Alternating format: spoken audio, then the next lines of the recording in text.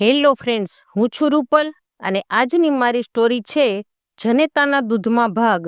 જૂનાગઢના રાજા ડિયાસને મારીને સોલંકી રાજાની નજર જુનાણા પર ફરે છે. સોલંકીઓ રાજમહેલ કબજે કરવા જાય છે. જીતનું અભિમાન આજે સોલંકીઓ પર દેખાય અને રજપૂતાણીઓ ચિતા તૈયાર કરી બળી મરવા તૈયાર થાય છે. અને પરમાર રાણીને પેટ અવતરેલ ગંગાજળિયા રાના વંશનો એક જ નાનો દીવો રા નવધણ વરસ દિવસનો બાળક છે. પરમાર રાણીએ મામા, મોસાળ, ભાયાત વગેરે રજપૂતોમાં નજર નાખીને પાછી હૈયામાં સમાવી દીધી, કેમ કે પોતાના બાળકને કાળ ઝાડ સોલંકીની તરવારમાંથી તેઓ બચાવશે એમ માના આત્માને શાંતિ નથી. એની નજર ઠરી એક ઘર ધણીને ઝૂંપડે, ગીરના અડીખમ પહાડ અને ગીરની વચ્ચે કાયમી લીલી ઓઢણી ઓઢેલું લીલુંછમ ધરતીના આડીદર બોડીદર નામના ગામમાં દેવાત બોદલ આયરને નેહડે. આ રાજરાણીએ આયરનું હૈયું ક્યારે વાંચ્યું હશે? રૂના પોલમાં બાળકને સુવાડી છેલ્લી વખતની 2 બચીઓ લઈ દાસીને સોંપીને આડીદર ગામે મોકલી. પતિ વિહોણી બાળ વિજોગણ પરમાર રાણી સતી થાય છે. દેવાત પોતાની ઘરવાળી આયરાણીને બાળક સોંપે છે. તે વખતે જાહલ નામની દીકરી તેની માને ધાવી રહી છે. રાજાનું બાળક છે માટે નહીં, પણ માં વિખૂટું બાળક છે એ માટે પોતાની સગી દીકરી જાહલને છેટી ફંગાવીને આયરાણી રા નવધણને ધવડાવે છે. સોલંકી નવધણની ગોતણ કરે છે અને તેને સમાચાર મળે છે કે દેવાત આયરના ઘરે નવધણ છે.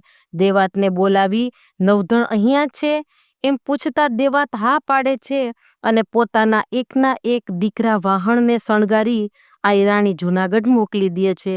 અને દેવાતનો સગો દીકરો સોલંકીની તરવારનો ભોગ થાય છે. આશરા ધર્મ પાળવા દેવાત અને આયરાણી તે હસ્તે મોઢે સહન કરે છે. આ વાતને ઘણા વર્ષ વીતી જાય. હવે દેવાતને એક જ દીકરી જાહલ રહી છે. એના લગ્ન આરંભે છે. દેવાતનો હાથ પકડી આયરાણી કહે છે કે આયર, મારે તો હજી વાહણનો શોગ છે. મા બાપ વિનાનો નવધણ હજી આપણે આંગણે આટા મારે છે. મારી દીકરીનો જવતલિયો કોણ? અને આયર કહે છે કે જવતલિયો તો જુનાણાનો ધણી રા નવધણ. અને રા નવધણ પોતાના બાપની ગાદીએ બેસે પછી જાહલના લગ્નમાં આવે ત્યારે મારી દીકરીના વિવાહ રૂડા લાગે. સોરઠની ધરતીના આકરા ધાવણ ધાવેલા ઘોઘા અને દ્વારકા વચ્ચેના 10-12 હજાર આયર ભેગા થયા દેવાત બોદલને આંગણે. પોતાની ધણી રા નવધણને હથિયાર બાંધી બૂઢો દેવાત 12,000 આયરોને લઈ જૂનાગઢ પર ચડ્યો.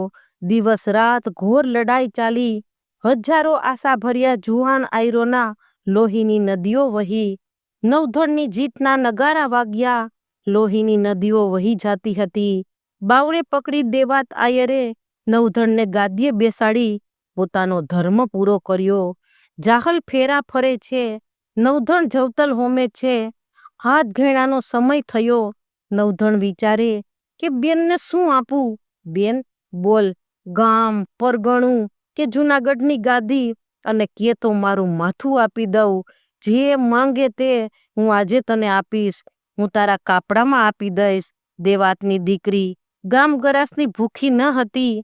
એણે એટલું જ કહ્યું કે જરૂર પડશે ત્યારે કાપડું માંગીશ. વર્ષો વીતી ગયા. ભાઈનો તો પહેલી જ 3200 ચડાવી દીધો હતો. આભને ઓઠીંગણ આપે એવો બાપ તો હવે લાંબે ગામત્રે ગયો છે. પોતાના મામાના દીકરા સાથે જાહલના લગ્ન થાય છે. માલધારી માણસ છે. દેવાત બોદલના વંશની નિશાનીમાં જાહલ એક જ છે. ભયંકર દુકાળ સોરઠની ધરામાં પડ્યો. મા બાળકને ભરખે અને ગાયું મકોડા ભરખે એવો વખત આવ્યો. સૌ માલધારી પોતાના ઢોર લઈ સિંધમાં ગયા. સિંધનો હમીર સુમરો સોરઠિયાણી જાહલના રૂપ પર ઓતપ્રોત થઈ ગયો હતો.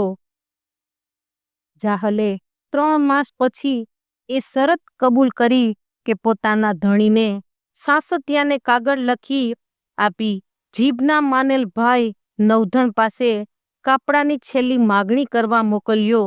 છેલ્લું એટલે લખ્યું કે આ મહિનાની અવધિ કરી છે તે પછી એક દિવસ પણ મોડો આવ્યો તો ઝૂંપડીમાં મારી લાશ પડી હશે ભાઈ, માટે કાપડું લાવીશ નહીં, પછી તો સ્મશાનના સેજની ચૂંદડી લાવજે. તો ફ્રેન્ડ્સ, આ વાર્તા દુલાભાયા કાગની છે અને તે કાગવાણી એકમાંથી લેવામાં આવી છે. તો ફ્રેન્ડ્સ, આવી જ ઐતિહાસિક સ્ટોરી માટે મારી યુટ્યુબ ચેનલને please like, share and subscribe. Thanks for watching.